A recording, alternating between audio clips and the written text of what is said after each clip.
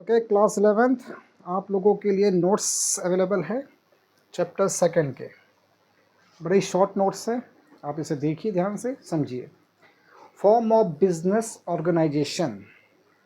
ठीक है, video start करने से पहले एक रिक्वेस्ट है, अगर आपको डेली वीडियो चाहिए आपकी क्लास के तो प्लीज़ आपको कौन सा टॉपिक समझना है अकाउंट और बिजनेस से रिलेटेड, कमेंट बॉक्स पे कमेंट करके बताएं और मेरी वीडियो को शेयर, लाइक और सब्सक्राइब ज़रूर कीजिए। ठीक है, स्टार्ट करते हैं। मीनिंग ऑफ बिजनेस ऑर्गेनाइजेशन मतलब a business organisation is way arranging the running of business. It show who own the business, who manage it, who profit is share, how risk is borne, different business choose, different from different size, capital, risk and control. Meaning of business organisation मतलब ये है कि business organisation वो वे है, वो रास्ता है जिसमें हम किसी बिजनेस को अरेंज करते हैं और उसको चलाते हैं, जिसके अंदर ये मालूम पड़ता है कि उस बिज़नेस का मालिक कौन है, उसको मैनेज कौन कर रहा है, कौन उसके प्रॉफिट में, कौन कौन लोग उसके प्रॉफिट में और लॉस में हिस्सा हैं और कौन उसका रिस्क उठा रहा है। ठीक है, different business choose different form, अलग अलग बिजनेस अलग अलग फॉर्म चूज कर सकते हैं, डिपेंड करता है size, capital, risk and control के ऊपर। ठीक, कि भाई आपका बिजनेस की साइज़ क्या है, उसकी कैपिटल क्या है, उसकी रिस्क क्या है, उसका कंट्रोल क्या है। ठीक, पहला है सोल प्रॉपर्टीशिप मतलब जिसका एक व्यक्ति मालिक हो। Sole proprietorship is a business own control manage by one person, जिसका एक ही व्यक्ति मालिक होता है जो उस बिजनेस को चलाता है, उसे कहते हैं सोल प्रोप्राइटरशिप। कैसे?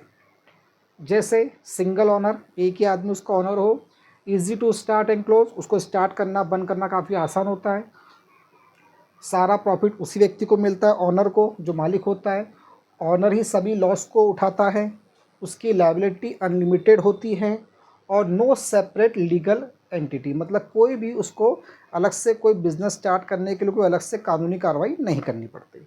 ठीक है, इसका मतलब जैसे कि आप अपने शहर में देखेंगे जितनी भी छोटी मोटी दुकानें होती है वो सारे सोल ट्रेड भी होते हैं, उसका एक ही मालिक होता है जिसे प्रोप्राइटर कहते हैं, उसी के नाम पे शॉप चलती है, उसे कहते हैं सोल ट्रेडशिप। मतलब जैसे अपने एग्जांपल आप अपने शहर में जहाँ पे भी आप रहते होंगे वहाँ पे किसी भी एक ऐसी दुकान पे जाओ जहाँ एक मालिक हो, उसके अपने दो तीन उसके नौकर वगैरह काम करते हैं वहाँ पर, तो जो मालिक होता है जिसके नाम पे ही वो बिज़नेस होता है ना, वो उस ऐसे बिज़नेस को कहते हैं सोल ट्रेडशिप। ठीक है, इसकी मेरिट, इसके गुण क्या क्या है, ये उसके फीचर्स थे, है ना, सिंगल, ये उसके खास बात है, कैरेक्टरिस्टिक्स है। मेरिट क्या है ऐसे बिज़नेस की? ऐसे बिज़नेस की मेरिट है इजी टू फॉर्मेशन, ऐसा बिज़नेस स्टार्ट करना काफ़ी आसान होता है। फिर डिसीजन मेकिंग, ऐसे बिज़नेस में बहुत जल्दी डिसीजन ले सकते हैं अपन लोग, भाई एक ही आदमी को डिसीजन लेना है, उससे किसी से पूछना नहीं, वो अपने हिसाब से ले सकता है। पूरे बिजनेस पे फुल कंट्रोल उसी व्यक्ति का होता है। सीक्रेट ऑफ बिजनेस, पूरे बिजनेस के जो भी सीक्रेट होते हैं उसी व्यक्ति को पता होता है।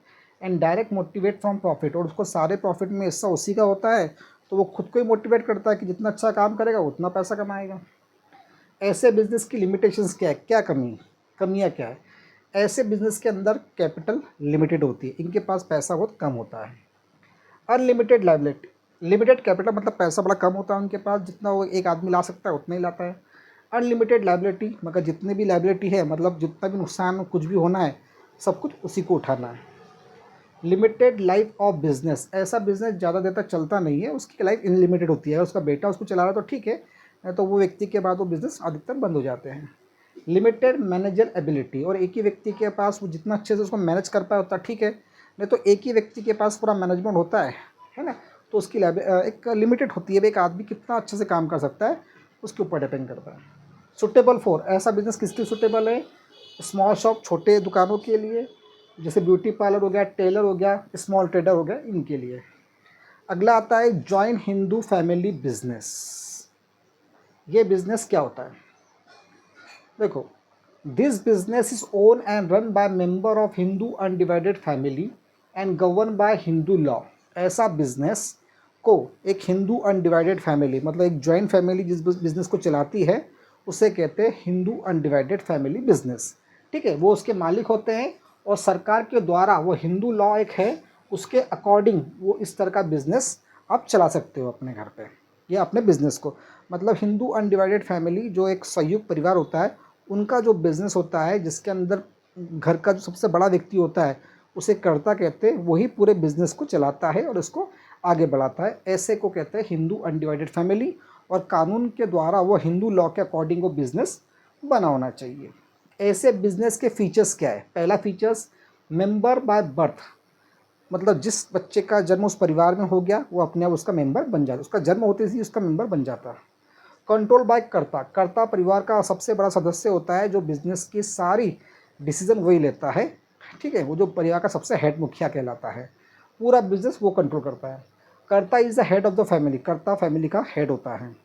लायबिलिटी ऑफ कर्ता अनलिमिटेड, जो कर्ता है उसकी लायबिलिटी अनलिमिटेड होती है, और liability of other member is limited, और बाकी मेंबर्स की जो लायबिलिटी होती है वो लिमिटेड होती है। Continuity is not affected by death of member, किसी परिवार में किसी व्यक्ति की डेथ हो भी जाती है, किसी मेंबर की डेथ हो भी जाती है, तो ऐसा बिजनेस कंटिन्यू चलता रहता है, उसमें कोई फ़र्क नहीं पड़ता।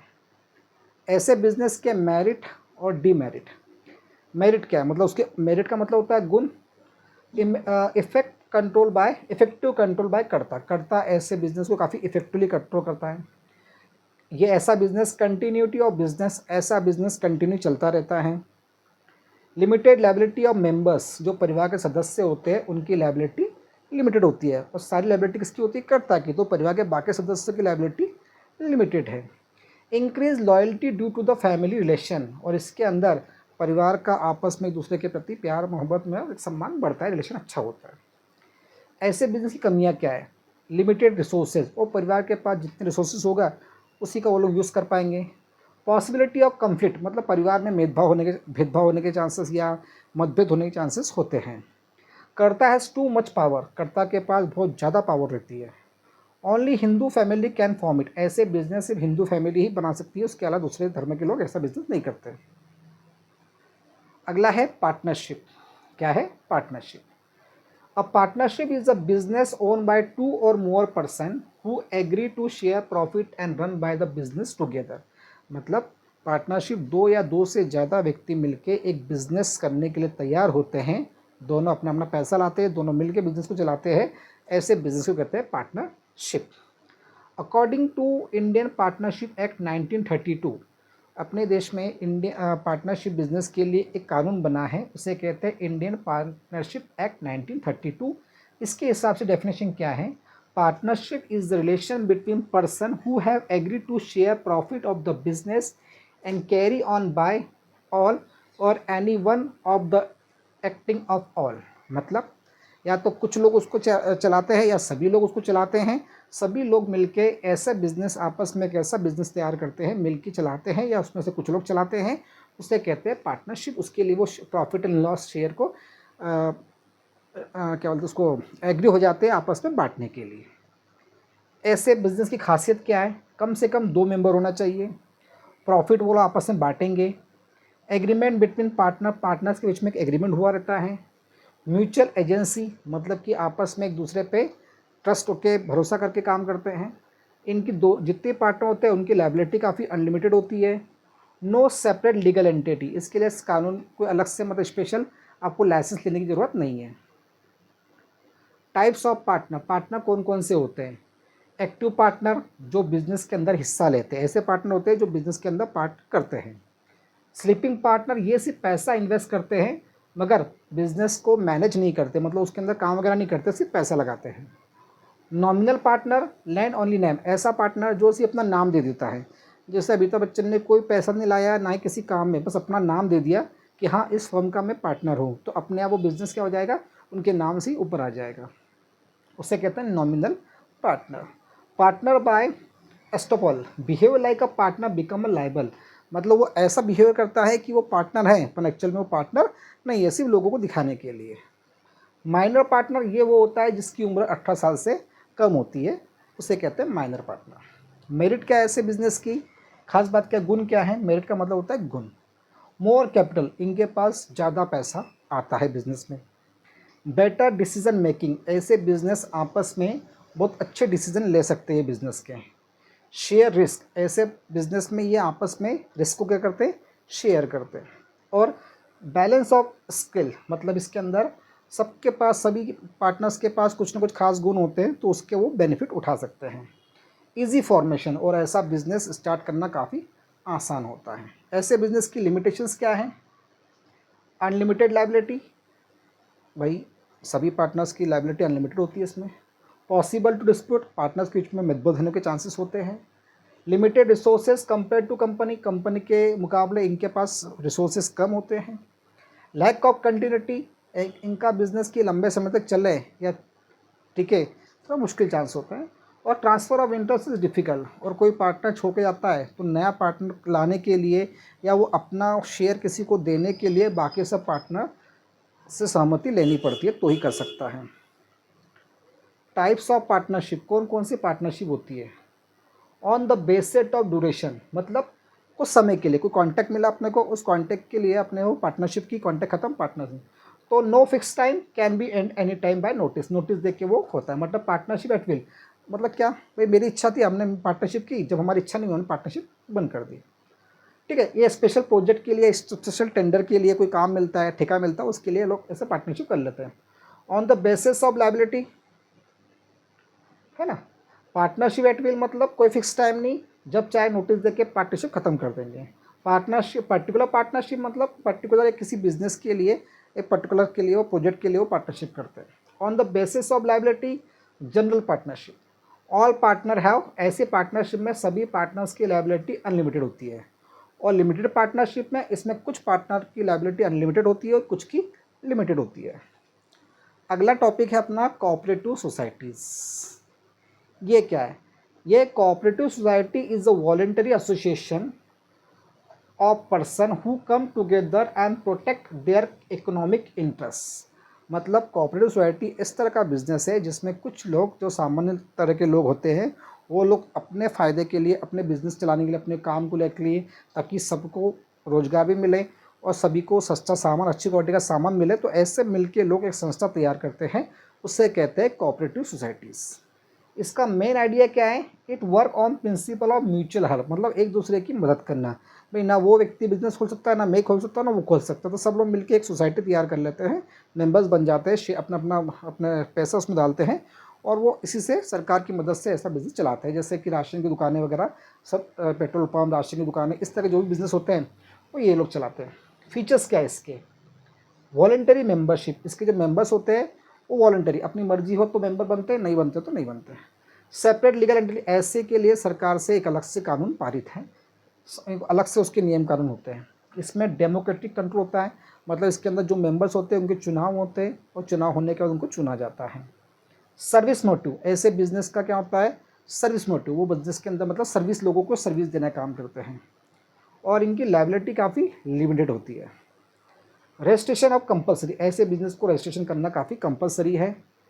अब आता है अपना इज गुण क्या है? ऐसा बिजनेस स्टार्ट करना काफ़ी आसान है, बोलने की बात है, होता बिल्कुल नहीं। बिना पॉलिटिकल इन्फ्लुएंस के ऐसा बिजनेस आप स्टार्ट ही नहीं कर सकते। लिमिटेड लायबिलिटी, इसमें जितने मेंबर्स होते हैं उनकी लायबिलिटी काफ़ी लिमिटेड होती है। इसमें गवर्नमेंट का सपोर्ट मिलता है। डेमोक्रेटिक मैनेजमेंट, सभी लोग मिलकर मेंबर्स बनते हैं, कोई अध्यक्ष बनता है, कोई वाइस प्रेसिडेंट बनता है, कोई अलग अलग पोस्ट आती है, वो सब बनते हैं। इक्वल अमंग द मेंबर्स, सारे मेंबर्स इसमें इक्वल होते हैं। लिमिटेशंस क्या है इसकी? इनके पास पैसा लिमिटेड होता है। लैक ऑफ सीक्रेसी, ऐसे बिजनेस में सीक्रेसी बहुत कम होती है। इनसफिशिएंट मैनेजमेंट, इनइफेक्टिव मैनेजमेंट, उनका मैनेजमेंट उतने अच्छे से काम नहीं कर सकता। डिफरेंट अमंग द मेंबर्स, अगर मेंबर्स के बीच में काफ़ी मतभेद होने के चांसेस होते हैं। एक्सेसिव गवर्नमेंट कंट्रोल, और ऐसे बिजनेस का जो कंट्रोल है, मतलब सरकार का ऐसे बिजनेस पे बहुत ज़्यादा कंट्रोल होता है। Types of cooperative societies, consumer cooperative societies, कौन कौन सी सोसाइटीज़ होती है? एक होता है consumer cooperative societies, producer cooperative societies. देखो, कंज्यूमर कोऑपरेटिव सोसाइटी मतलब वही जो कि आपके शहर में जो राशन की दुकानें वगैरह होती है, उस तक की दुकानें होती है ना, वो सोसाइटी के थ्रू ही चलती है। प्रोड्यूसर कोऑपरेटिव सोसाइटी मतलब जितने भी बड़ी बड़ी कंपनियां होती हैं वो लोग आपको मिलकर एक संस्था तैयार करते हैं, जब भी किसी ज़रूरत पड़ती है उनको पैसा कैसा हेल्प करने का काम वो लोग करते हैं। मार्केटिंग कोऑपरेटिव सोसाइटी, कई छोटी कंपनी ऐसी होती है जो अपने प्रोडक्ट का मार्केटिंग खुद नहीं कर सकते हैं, तो सभी कंपनियां मिलकर ग्रुप तैयार करते हैं, वो अलग अलग सबकी अपनी अपनी मार्केटिंग को उसमें पैसा डालते हैं, और वो सभी लोग मेंबर्स होते हैं और उस मार्केटिंग के थ्रू मतलब उसके थ्रू अपनी मार्केटिंग करवाते हैं। फार्मर कोऑपरेटिव सोसाइटी जो गांव के अंदर होती है, सोसाइटीज़ होती है जिससे किसानों को लोन वगैरह मिलता है। क्रेडिट कोऑपरेटिव सोसाइटी ये जिसमें लोगों को उधार पैसा वगैरह मिलता है। और हाउसिंग कोऑपरेटिव सोसाइटीज़ होती है जिसमें लोगों को घर वगैरह दिए जाते हैं। तो ये कुछ सिंपल से पॉइंट्स मैंने आपको कुछ 4 पॉइंट्स आज समझाए, उसके बारे में समझाया। आज मैंने आपको sole trade, partnership, cooperative societies और जॉइन हिंदू फैमिली के बारे में आपको कुछ समझाया। इसके अलावा इस चैप्टर में काफ़ी कुछ है। अगर आपको इससे ज़्यादा भी और नोट्स चाहिए तो कमेंट बॉक्स में ज़रूर कमेंट करके लिखिए। अगर आप कमेंट करोगे तो मैं इसका आगे का पूरा पोर्शन, इसके बाद के चैप्टर्स को भी कंटिन्यू आपको भेजता रहूँगा। बट 11-12 का रिस्पॉन्स बिल्कुल ना के बराबर है, बाकी क्लासेस का रिस्पॉन्स अच्छा है। इसीलिए ये डिपेंड करता है कि अगर आपका रिस्पॉन्स रहा तो मैं इसको आगे भेजूँगा। इसलिए कमेंट बॉक्स में कमेंट लिख के भेजिए और इस वीडियो को शेयर और लाइक कीजिए। Thank you so much. Take care, bye.